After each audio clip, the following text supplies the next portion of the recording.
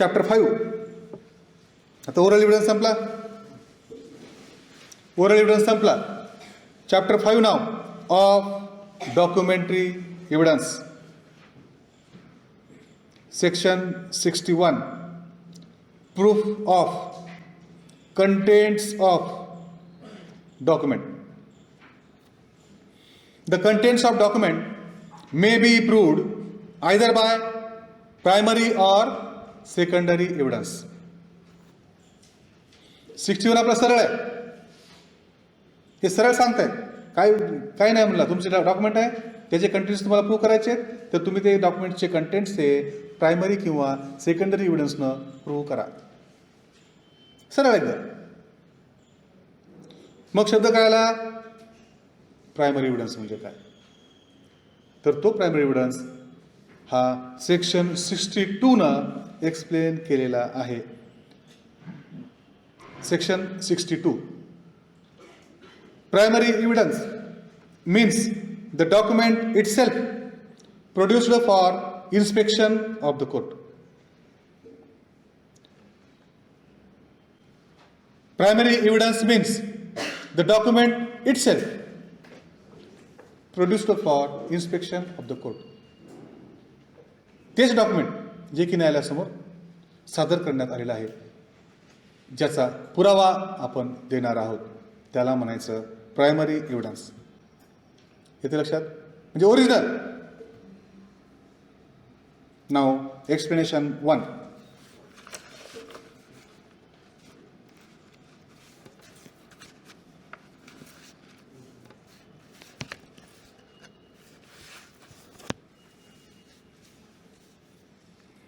Where a document is executed in several parts.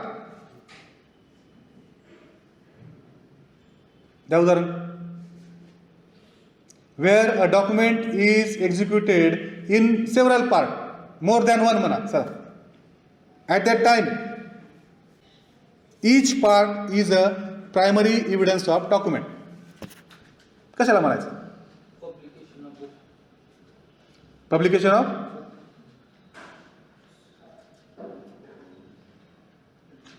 साधं उदाहरण द्या, सिंपल. समजा एकच कॉम्प्रोमाइज आहे, एक डीड तयार केली, दोघं म्हणले ओरिजिनल माझ्याकडे पाहिजे. ए म्हणतो मी का बजारात कॉपी ठेवून घेऊ, बी म्हणतो मी का बजारात कॉपी घेऊन ठेवू. मग त्यांनी काय केलं? नाही, दोघांनी 2 बॉन्ड आणा आणि same matter in between same party has been reduced in the form of document and in the form of writing. त्या डीडवरती ती डीड तयार करत असताना तेच कंटेंट्स जे ह्या बॉन्डवर केले, तेच कंटेंट्स त्या बॉन्डवर घेतले. ह्या जेवढ्या लोकांनी या बॉन्डवर सह्या केल्या, या डीडवर सह्या केल्या, तेवढ्याच लोकांनी त्या डीडवर देखील सह्या केल्या. आणि अशा प्रकारे त्या ठिकाणी एकापेक्षा जास्त असे डॉक्युमेंट, 2 डॉक्युमेंट त्यांनी तयार केले. तर each part is a primary evidence of that document.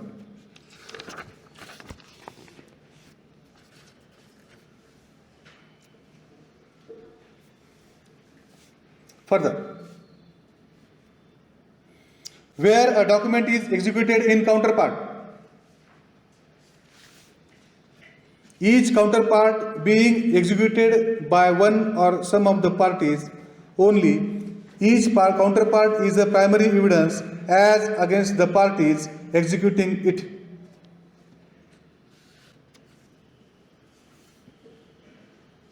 Now, where a document is executed in counterpart, असा शब्द वापरला त्याने. उदाहरण, in case of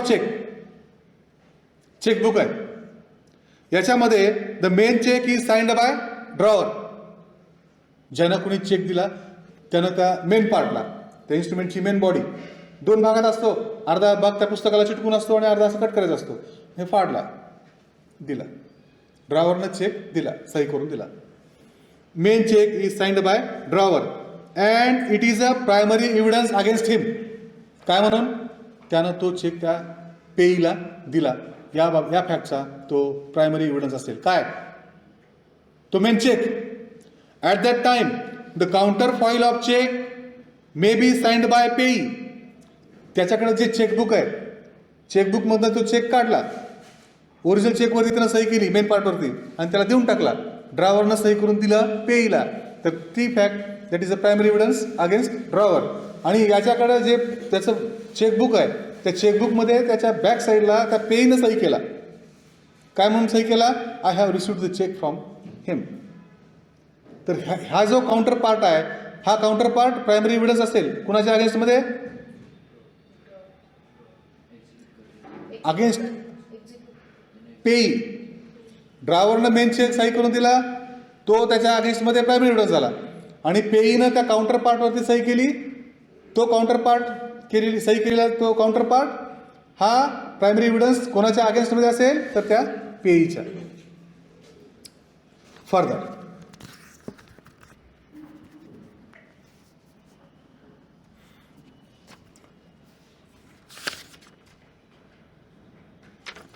explanation 2. Where a number of documents are all made by one uniform process. Uniform process, एकाच वेळी एकापेक्षा जास्त. Offset machine घ्या किंवा अजून नवीन काही इन्स्ट्रुमेंट आले असतील, याच्यामध्ये एका वेळेला बरेचसे डॉक्युमेंट बाहेर पडतात.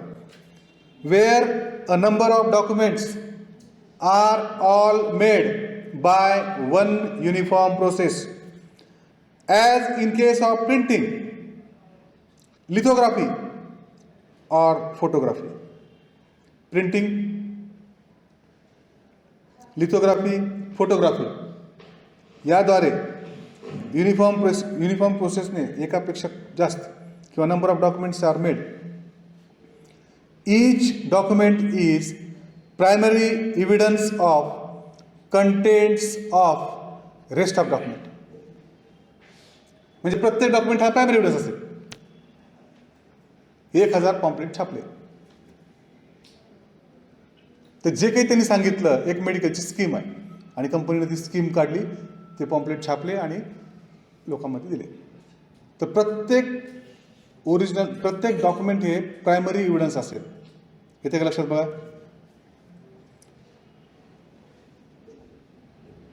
But where they are all copies of common original,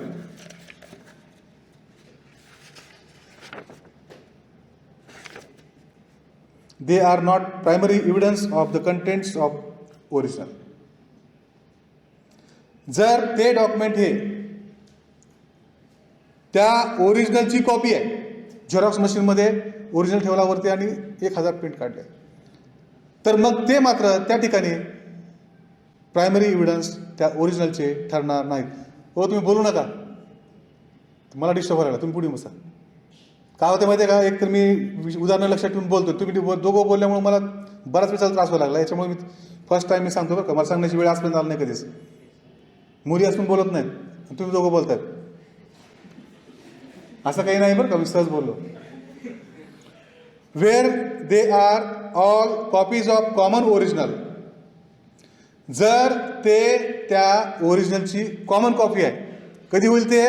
Xerox मशीनवरती ते डॉक्युमेंट ठेवला आणि त्याची प्रोसेसद्वारे मोर दॅन 1 प्रिंट्स काढले, तर ते मात्र या ठिकाणी ओरिजिनल होणार नाहीत. ते डॉक्युमेंट प्रायमरी एव्हिडन्स होणार नाहीत त्या कंटेंट्स ऑफ ओरिजिनलचे. का बरं?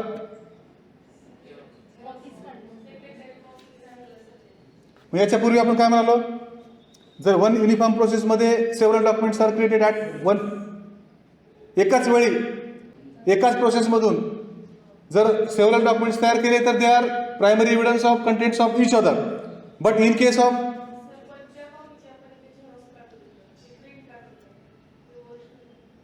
झेरॉक्स कॉपी आहे आणि ओरिजिनल डॉक्युमेंट पासून त्यांनी झेरॉक्स डॉक्युमेंट तयार केलेले आणि पूर्वीच्या उदाहरणामध्ये एकाच वेळी सर्व ओरिजिनल तयार केलेले.